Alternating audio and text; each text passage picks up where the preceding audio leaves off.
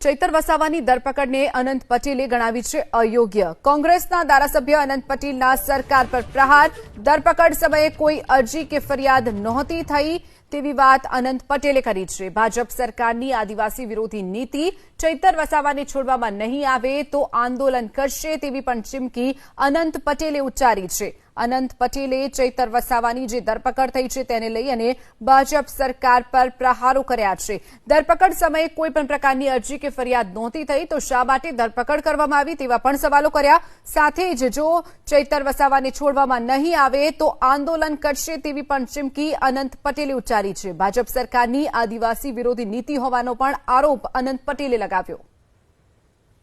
ચૈતર વસાવાની ધરપકડ એ ભાજપની માનસિકતા આદિવાસી વિરોધીની છે, એ છતી કરે છે।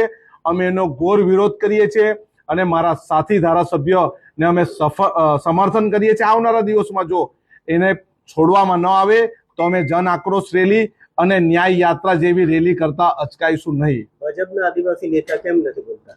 ભાજપના આદિવાસી નેતા કઠપૂતળી બની ગયા છે ભાજપની, અને જો એ બોલે તો એમને ભવિષ્યમાં ટિકિટ ન મળે એવા ડરને કારણે એવો બોલતા નથી। પરંતુ અમે સૌ ચેતરભાઈની સાથે છે।